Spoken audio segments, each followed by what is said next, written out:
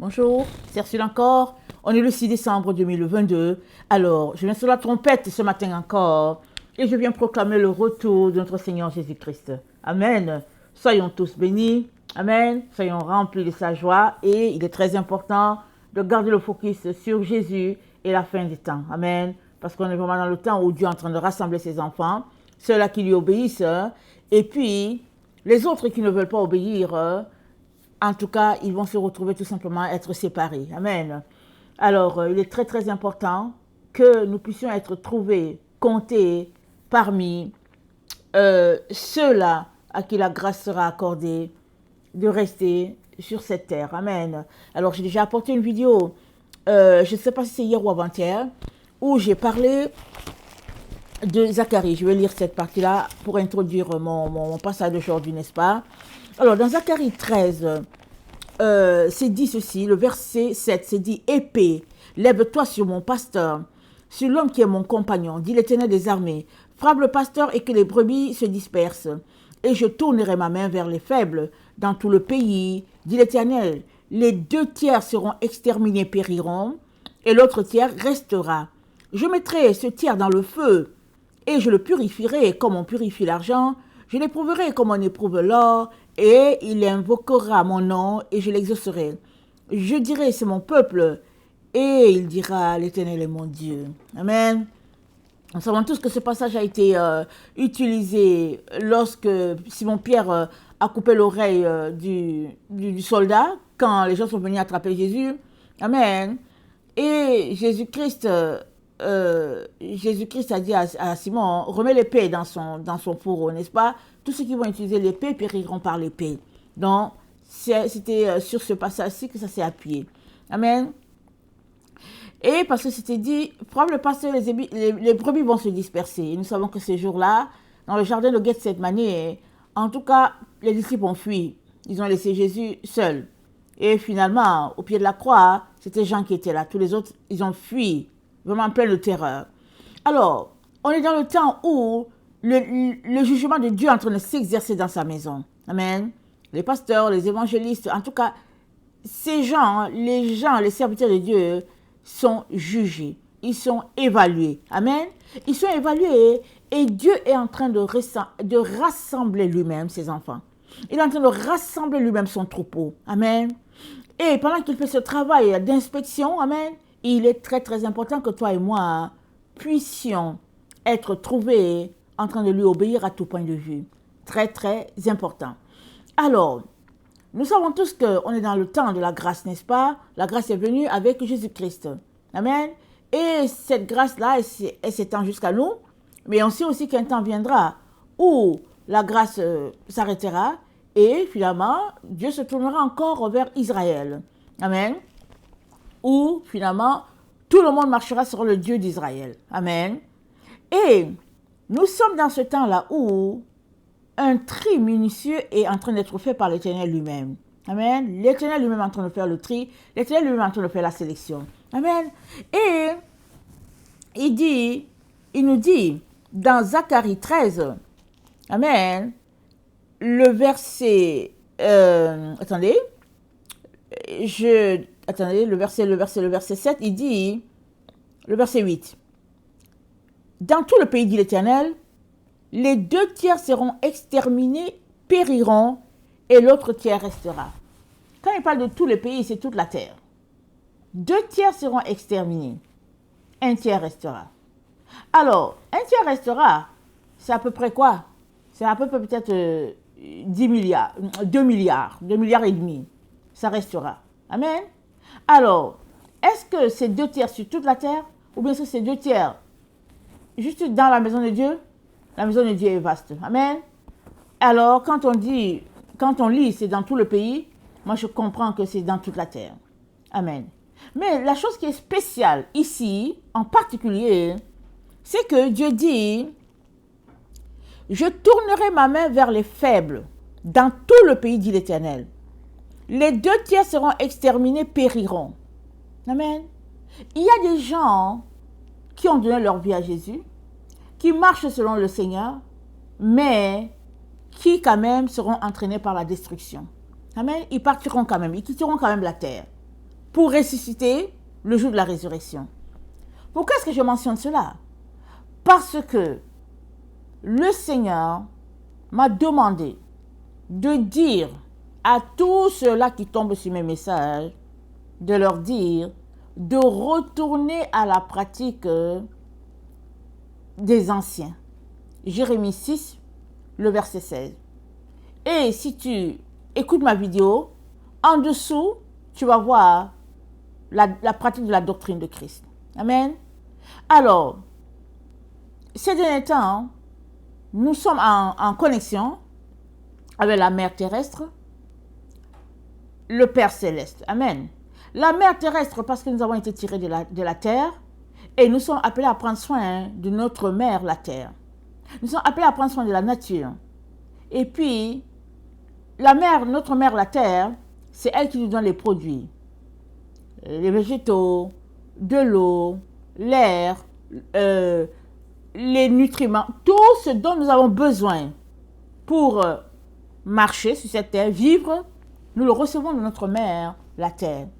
Pendant longtemps, elle a été bafouée, méprisée, détruite.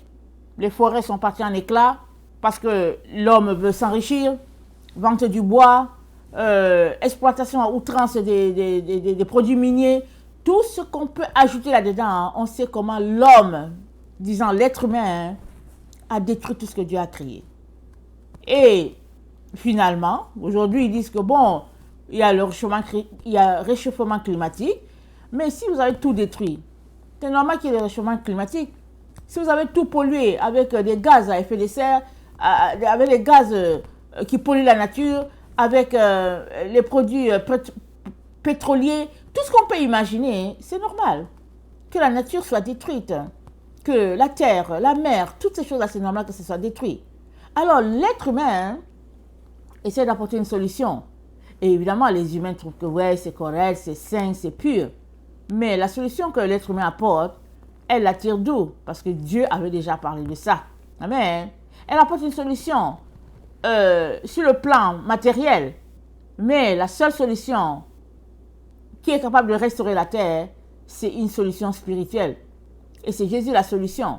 Si tu ne marches pas selon Jésus-Christ, si tu ne marches pas selon la loi de Dieu, mais tu as beau faire ton effort pour que de façon naturelle les choses puissent marcher, ça sera juste à moitié. Ça n'ira pas jusqu'au bout. Parce que la terre a besoin d'être régénérée. Elle a besoin d'être restaurée. Et pour cela, nous avons besoin d'obéir aux lois de l'Éternel. Nous avons besoin de marcher selon la loi de l'Éternel. Nous avons besoin de pratiquer la loi de l'Éternel. Parce que c'est dit quoi? Que le temps vient sur la terre où maintenant, ce n'est plus le soleil qui va nous éclairer, ce n'est plus la lune qui va nous éclairer, mais c'est la loi de l'Éternel dans nos cœurs qui va nous conduire. Et Dieu dit, je mettrai dans leur cœur une même pensée. Il dit, je mettrai une nouvelle loi dans leur cœur. Amen. Et la nouvelle loi qu'il mettra dans notre cœur, c'est que il nous donnera de pratiquer, d'aimer sa loi d'une seule voix, d'un seul cœur. Parce que c'est ça que les enfants de Dieu vont faire. Il est donc très très important que tu te retrouves dans ce groupe-là. Parce que tous ceux-là qui refusent de marcher selon ce que Dieu aimerait, amen, ils quitteront quand même la terre. Malgré le fait qu'ils ont donné leur vie à Jésus, malgré le fait que leur conscience ne leur reproche rien, ils quitteront quand même la terre. Il y a une sélection rigoureuse qui est en train d'être faite ici par notre Dieu. Alors je viens t'encourager, toi, à faire partie de ceux qui vont posséder la terre. Je viens t'encourager. C'est ici, c'est dit qu'il y a un tiers. Il y a un tiers qui va rester et ce tiers sera épuré. Amen. Il sera nettoyé, purifié, nickel. Amen. Et il sera là quand Jésus-Christ va venir. Amen. Pour nous restaurer, nous ravir. Amen. Et donc, ceux-là qui seront emportés, ils ressusciteront s'ils sont dans une relation avec Dieu, n'est-ce pas? Alors, voilà ce qui se passe. On vient de lire dans Zacharie qu'il y a un tiers qui restera. Donc, 2 tiers sera emporté, n'est-ce pas? C'est ce qu'on comprend. Alors, 2 tiers sera emporté, 2 tiers quittera la terre. Mais parmi les 2 tiers qui seront emportés, il y a un groupe qui ira en enfer. Il y a l'autre groupe qui se retrouvera au paradis. Alors, ceux qui iront en enfer, ils n'ont pas une relation avec Dieu. Ou bien s'ils ont une relation, c'est une relation clopin-clopin. Amen. Et puis finalement, ils ne marchent pas selon Dieu. Ils seront emportés loin de la présence de Dieu. Maintenant, ceux qui ont une relation avec Dieu, eux, c'est dit qu'ils vont ressusciter. Amen. Ils vont ressusciter parce que ils n'auront pas adoré la bête. Amen. Apocalypse 20, le verset 4. Ils n'auront pas adoré la bête, ils vont ressusciter. Amen. Mais aussi, gloire à Dieu, l'opportunité t'est donnée, amen, de pouvoir changer, de pouvoir rester pour être épuré, purifié et tout cela. Et c'est sûr que ce n'est pas toi qui décides, n'est-ce pas? C'est Dieu qui fait la sélection. Mais je viens t'encourager pour que tu sois positionné de telle sorte que quand la sélection passe, tu sois parmi. Amen. C'est ça que je viens faire.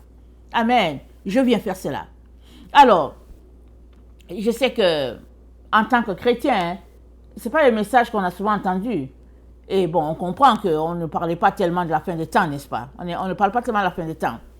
Ou bien, la connaissance n'était pas encore répandue. Ça, c'est un texte que j'ai lu plusieurs fois, mais je ne l'ai pas compris, n'est-ce pas? Maintenant, le Seigneur me donne de plus le comprendre. Et je comprends qu'il y a un tiers qui sera épuré, qui sera purifié. Il dit, je l'éprouverai comme on éprouve l'or. Il invoquera mon nom et je l'exaucerai. Je dirai, c'est mon peuple. Et il dira, l'Éternel est mon Dieu. Alors, ce texte-là, ça va de pair avec Malachie. Parce que Malachie 3 dit, écoutez, bon, Malachie 2, le verset 17 dit, vous fatiguez l'Éternel par vos paroles. Et vous dites encore avant, nous fatiguer. C'est en disant, quiconque fait le mal est bon aux yeux de l'Éternel. Et c'est en lui qu'il prend plaisir. Ou bien, où est le Dieu de la justice? Voici, j'enverrai mon messager, il préparera le chemin devant moi. Et soudain, entrera dans son temple le Seigneur que vous cherchez. Le messager de l'alliance que vous désirez, voici, il vient. Dit l'Éternel des armées, qui pourra soutenir le jour de sa venue, qui restera debout quand il paraîtra, car il sera comme le feu du fondeur, comme la potasse des foulons. Il s'assira, fondra et purifiera l'argent. Il purifiera les fils de Lévi. Il les épurera comme on épure l'or et l'argent. Et il présentera à l'Éternel des offrandes de justice. Alors, l'offrande de Juda et de Jérusalem sera agréable à l'Éternel comme aux anciens jours, comme aux années d'autrefois. Je m'approcherai de vous pour le jugement, et je me hâterai de témoigner contre les enchanteurs et les adultères, contre ceux qui jurent faussement, contre ceux qui retiennent le salaire du mercenaire, qui oppriment la veuve et l'orphelin, qui font tort à l'étranger et ne me craignent pas de l'Éternel des armées. Car je suis l'Éternel, je ne change pas. Mais, et vous, enfants de Jacob, vous n'avez pas été consumés. Amen. Dieu donc dit que le tiers qui va rester, de ce que je comprends, ils seront encadrés, amen, par le messager de l'Éternel. Parce que c'est dit, il va s'asseoir, il va fondre, comme on fond l'or ou le fer, n'est-ce pas? Et il va purifier l'argent. Et puis il va purifier les fils de Lévi. Et puis il va les épurer comme on épure l'or et l'argent.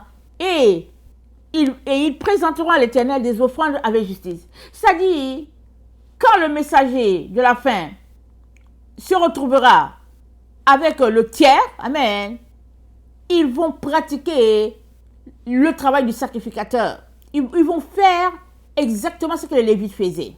Amen. Ils seront des Lévites sur cette terre pour la purifier, pour la restaurer, pour la rendre propre, nickel, comme Dieu l'a toujours voulu. Et c'est un travail, n'est-ce pas? C'est un travail, on le sait. Surtout nous, les chrétiens, on le sait. Parce qu'on nous a éduqués juste en disant, bon, donne ta vie à Jésus, tu seras sauvé. C'est comme ça qu'on nous a éduqués. Et puis, mais quand on se rend compte qu'il y a des pratiques à faire, ce n'est pas facile. Souvent, on veut les passer. Souvent, on trouve que c'est trop. Voilà pourquoi il y a plusieurs personnes qui trouvent que il ne faut pas exagérer et tout ça. Mais la réalité est que Dieu n'a pas changé. C'est ça qu'il dit. Il dit dans Malachie 3, le verset 6, il dit, car je suis l'Éternel, je ne change pas. La loi qu'il a donnée aux Lévites, le même Dieu que nous adorons, c'est le même Dieu qui a donné la loi aux Lévites. Alors, pourquoi cette loi sera-t-elle mauvaise? Tant il est vrai que Jésus-Christ, il n'a pas annulé la loi. Jésus-Christ a accompli la loi. Il s'est comporté de manière à ce que tout soit, en tout cas, il s'est réconcilié avec la loi. Il n'est pas venu pour dire, ok, au fait, je suis venu pour mourir sur la croix, allez, on bannit la loi de Lévi. Non, il n'a pas fait ça. Il a accompli la loi point pour point. Jusqu'à ce que dans le jardin de Gethsemane, quand Satan voulait en finir avec lui là, il a prié parce qu'il voulait arriver sur le bois. Amen. Beaucoup de gens pensent que Jésus-Christ agonisait dans le jardin de Gethsemane parce qu'il ne voulait pas mourir. Non, c'est pas ça. Il est venu pour mourir, donc il n'agonisait pas pour ça. Il agonisait parce que Satan voulait finir avec lui là, dans le jardin de Gethsemane. Amen. Satan voulait finir avec lui là. Or, il y a une prophétie qui dit que le serpent sera élevé. Rappelez-vous, quand Moïse a élevé le serpent d'airain, tous ceux qui regardaient au serpent, ils étaient sauvés. Il était très important que Jésus-Christ arrive là, à Golgotha, pour que lui, il soit élevé. Parce que c'est dit, maudit est quiconque sur le bois. Jésus devait accomplir cette prophétie-là, et l'ennemi ne voulait pas. Voilà pourquoi Jésus agonisait jusqu'à ce qu'il ait la victoire. Donc, quand ils sont venus pour l'attraper, et puis finalement, ils l'ont amené chez les souverains sacrificateurs, ils ont fait leur jugement et tout. Finalement, Jésus-Christ a pu arriver au bois. Et même comment? Ils te l'ont tellement frappé, bastonné, qu'il n'arrivait même pas à marcher pour arriver. Il s'est écroulé en coup de route parce qu'il n'avait plus de force. Et un Simon a été désigné pour aider à porter la croix. Voilà la victoire de Jésus. La victoire de Jésus était là. Et quand il est arrivé sur le bois et qu'on l'a mis, c'était ça la victoire. Sans même rendre l'âme, la victoire était là. Parce que l'ennemi ne voulait pas qu'il arrive là pour dire que, vous voyez, voici telle prophétie qui a été dit, il ne l'a pas accompli. Mais Jésus a accompli toutes les prophéties parce que c'était écrit que ça doit se réaliser. Alors, tout cela pour dire que nous sommes dans le temps où il y a une sélection rigoureuse qui est en train d'être faite par notre Dieu. Amen. Paul dit quoi? Il dit courons de manière à remporter le prix. Tout ce que tu fais sur la terre, Dieu voit. Tout est visible, c'est open. C'est-à-dire, c'est transparent. Excusez-moi de rire. Un jour, le Seigneur m'a dit, j'étais assise à l'endroit où je prêche là. Je suis assise là. Et puis, j'ai une fenêtre en face de moi, n'est-ce pas? Un jour, le Seigneur m'a dit, il m'a dit, là où tu es assise en train de prêcher, c'est ouvert. Il n'y a rien, il n'y a aucun mur. Il n'y a aucun mur. Tu es vu par le monde spirituel. Tu es vu, ils sont là, ils regardent tout ce que tu fais. Alors, j'ai dit ça aussi aux enfants. Et puis bon, ça nous a fait du bien parce que les enfants se sont rendus compte que, bon, Dieu regarde, il voit tout. Amen. C'est important, c'est bien. Ça t'amène à rester réglo pour dire que ma vie soit transparente devant toi. Alors, notre vie est une vie transparente. Amen. Et Dieu t'informe que il y a une sélection rigoureuse qui est en train d'être faite. Il y a un tiers qui va rester sur la terre. Amen. Et ils seront épurés. Ils seront purifiés. Ils vont passer au pain fin. Pressés. Avant que Dieu puisse remplir cela encore. Et remplir cela de son huile, n'est-ce pas? De son vin, n'est-ce pas? Et quoi de plus normal que de soupirer à faire partie de ce groupe-là, ce tiers-là, n'est-ce pas? Quoi de plus normal? Amen. Voilà pourquoi je nous encourage tous à ne pas négliger les petits commandements, les petits préceptes qui sont là en disant, bon, c'est pas grave, ça ne s'applique pas à moi. Non. Regardez, je vais prendre un exemple simple. Nous les femmes, n'est-ce pas? Nous les femmes, dans notre temps, on ne porte plus les voiles, on ne porte plus les foulards. Quand on passe, on fait bien nos cheveux, c'est pour ça que les coiffeurs sont là. Il faut aller au salon, on te coupe les cheveux, on t'arrange, tu as une belle coiffure, tu sors, et puis quand tu sors, tu es bien là, dans tes cheveux, tu es bien. Et puis les gens regardent tes cheveux. Et puis aujourd'hui, regardez, allez-y sur Internet, vous serez surpris de le culte qu'ils font sur les cheveux des gens. Oh, les cheveux sont comme ça. Oui, mes cheveux un peu comme ci. Il faut acheter le shampoing qui est un peu comme ci et puis c'est un peu cela. Je m'arrête, je me dis, mais c'est quoi l'histoire? C'est quoi l'histoire avec les cheveux? C'est quoi l'histoire? Mais l'ennemi veut juste distraire les gens. Parce que la femme, elle doit couvrir ses cheveux. Parce que les cheveux, c'est la gloire, c'est ta gloire. Mais la femme, elle doit couvrir cela. Les cheveux, ils parlent beaucoup, les cheveux. Amen. Parce que dans le monde spirituel, les gens qui savent lire, quand ils voient tes cheveux, ils savent qui tu es. Ils savent si tes cheveux là qui sont là, c'est de l'or sur toi ou bien si c'est de l'argent. Ils savent. Il faut que tu les caches. Parce que Paul dit quoi? Il dit à cause des anges. Il dit la femme doit avoir sur elle une preuve de l'autorité dont elle dépend. C'est ça que Paul a dit. Donc, Paul l'a dit. Paul, c'est un serviteur de Dieu. Il l'a dit. Alors, toi qui respectes Dieu, qui aimes Dieu, tu devais juste respecter cette parole, déjà en partant. Deuxième élément, pourquoi tu dois respecter cela? Parce que c'est dit à cause de l'autorité dont elle dépend. Donc, si l'autorité sur ta tête, c'est Dieu, tu vas obéir à Dieu à tout point de vue. Parce qu'il faut qu'il y ait une différence entre toi et les faux anges. Les anges déchus, ils n'obéissaient pas totalement à Dieu. Ils faisaient ce qui les arrangeait. Quand ça les a arrangés d'épouser les filles, ils se sont transformés, ils sont venus épouser les filles, ils ont fait des géants sur la terre. Dieu les a chassés de sa présence. Mais il y a les anges qui sont droits, purs devant Dieu, qui disent, quoi qu'il arrive, moi j'obéis à Dieu. Et, soit, comme ces anges-là qui obéissent totalement à Dieu, tu vas marcher avec eux. C'est-à-dire que quoi qu'il arrive, toi tu dis seulement, en tout cas si Dieu l'a dit, je le pratique. Dieu aime ça. Et quand vient le moment de la sélection, tu seras sélectionné. Pour des épreuves, pas pour des épreuves, pour des missions. Des missions importantes. Dieu va dire que non. Rachel là, non, elle a toujours obéi à quoi que je vais l'envoyer pour la mission. Et puis de l'autre côté, il va regarder, il va dire non, Robert, oh non, lui je le bannis. Lui là, non, non, non. Quand ça fait son affaire, il obéit, quand ça ne fait pas, non. Et puis finalement, hein, tu vas marcher avec les anges déchus. C'est-à-dire que tu vas marcher avec les démons. Un ange déchu, c'est un démon. Amen. Vous savez, rien n'est pour rien dans la Bible. C'est vrai qu'on ne comprend pas tout, mais tout est d'une importance notoire. Très, très important ce que je te dis. Sois de ceux qui aiment tellement Dieu, qui le craignent tellement que tu te sacrifies seulement. Peu importe ce qui est dit, tu vas te cacher à ses pieds. Dieu, au moment de confier des choses importantes, il va te confier. Voilà, dans le tiers donc qui sera sélectionné, c'est un type de personne comme ça qui sera sélectionné. Les gens qui obéissent à Dieu, les gens qui ont décidé d'obéir à Dieu à tout point de vue, ils seront sélectionnés. Ils seront sélectionnés. Dieu va dire, je peux compter sur eux. Ils vont faire du travail extraordinaire ici sur la terre. Je peux compter sur eux. Je pourrais les épurer. Ils sont travaillants, ils sont ceci, ils sont cela. Mais si tu es paresseux, et puis bon, le jour que ça te plaît, tu mets ton foulard, tu mets le voile, le jour que ça te plaît pas, tu dis, ah, je ne suis pas mariée. Parce que même j'ai entendu qu'il y a des enseignements qui courent que si la femme est mariée, elle doit mettre un voile. Si elle n'est pas mariée, c'est pas grave, elle peut laisser ses cheveux comme ça.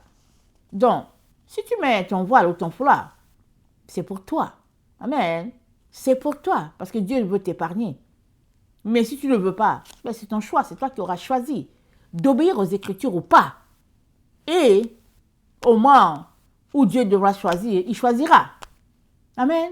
Alors, c'est les petits conseils que je te donne pour te dire, la sélection, elle est rigoureuse. La sélection est rigoureuse. Il faudrait que tu te positionnes pour qu'on te sélectionne. Amen. Que le Seigneur bénisse sa parole. Je vais couper la vidéo et puis je vais apporter celle que je devais apporter. Amen. Il faut toujours aller dans le sens de l'esprit, n'est-ce pas? Quand l'esprit a quelque chose à dire, il faut laisser l'esprit dire. Voilà pourquoi je coupe la vidéo ici et je commence celle que je devais commencer. Que le Seigneur bénisse sa parole. Je vous aime beaucoup. Et Dieu davantage. Maranatha, Jésus revient. Amen et Amen.